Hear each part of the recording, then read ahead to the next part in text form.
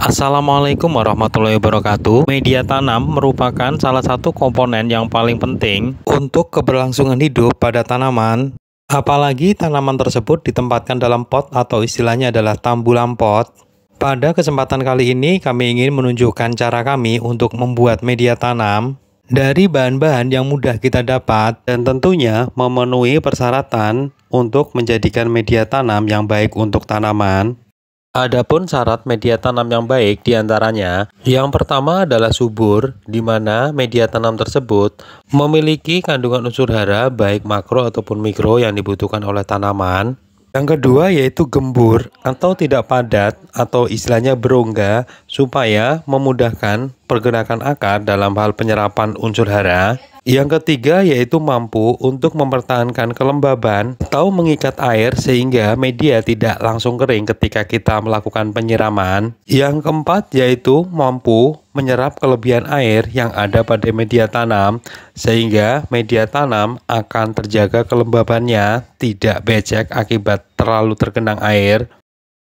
Lalu apa saja bahan-bahannya? Langsung saja kami mulai. Bahan yang pertama tentu saja adalah tanah. Usahakan tanah tersebut bukan dari bekas pakai media tanam, melainkan tanah baru, dan jika memungkinkan lebih bagus menggunakan tanah yang berasal dari sekitaran ladang yang ditumbuhi oleh bambu.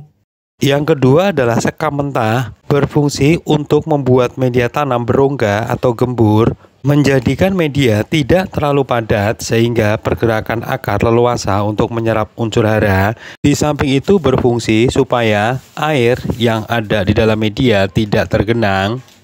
Bahan yang ketiga yaitu adalah pupuk kompos atau pupuk kandang yang berfungsi untuk mencukupi kebutuhan unsur hara baik makro ataupun mikro yang dibutuhkan oleh tanaman. Yang perlu digarisbawahi adalah penggunaan dari pupuk kandang itu kondisi sudah lapuk atau sudah matang. Jangan gunakan pupuk kandang yang masih baru, yang mana justru akan mematikan tanaman. Ciri pupuk kandang yang sudah matang yaitu aromanya sudah tidak berbau seperti pupuk kandang yang baru, kemudian teksturnya juga sudah berubah, di mana ini tampak lebih lapuk, warnanya mengarah ke arah kehitam-hitaman.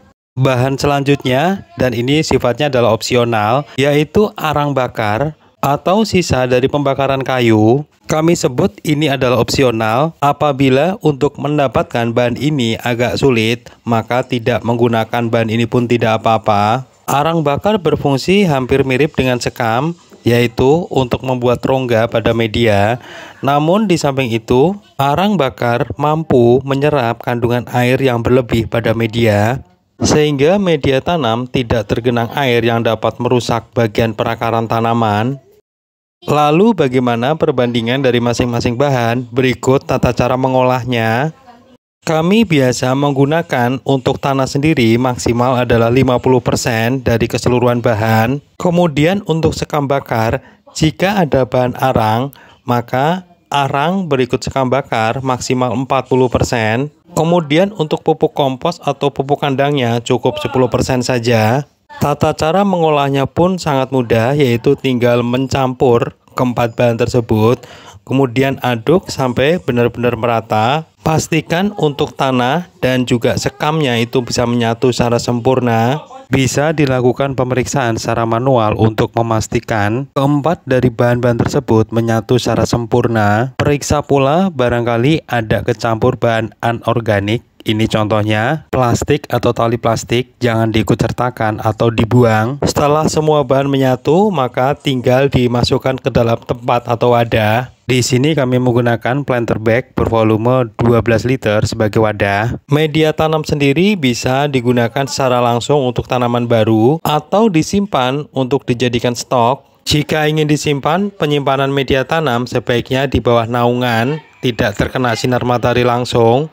Namun usahakan di tempat yang terbuka, bukan di ruangan tertutup. Lalu apakah ada bahan-bahan lain sebagai pengganti atau substitusi, terutama untuk sekam, kompos, pupuk kandang, dan juga arang? Tentu saja bisa. Silakan menggunakan bahan-bahan yang mudah didapat, namun tetap mengacu pada persyaratan media tanam yang baik untuk tanaman.